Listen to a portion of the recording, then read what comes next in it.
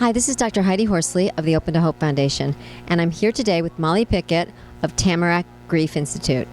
Molly, how did you end up being at Tamarack? I know that you were a bereaved kid, right? Yeah. My dad died when I was 12. He completed suicide, and I was fortunate enough to participate in our camps and retreats, Camp to Remember. Wow, so you were only 12 years old, and your dad died. And what helped you at Tamarack? What do you think helped, and what do you think helps teens out there? I think for me, and what was important for me is that I was able to be seen. I had someone who was a caring and compassionate caregiver, Tina Barrett, who runs Tamarack Grief Resource Center, really noticed me and saw me, and sort of in seeing me at the camps and in the camp setting could say, this is what might be helpful for you, or helped me explore what would be helpful for me. And the more times I was seen, the more I was able to then begin my healing journey and keep moving forward in that direction. Okay, so when you say you were seen, and that teens need to be seen, what does that actually mean?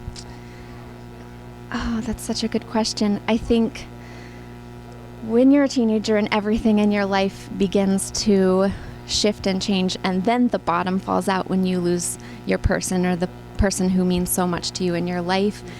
It's easy to get lost in a shuffle. It's easy to be the person that is not approachable anymore.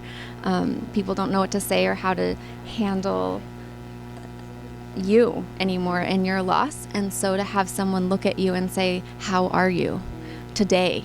What do you need today? What would be helpful, and how do we support you to be seen? Like in a crowd of people, I mattered to somebody. I like this because oftentimes teens can be overlooked and unacknowledged.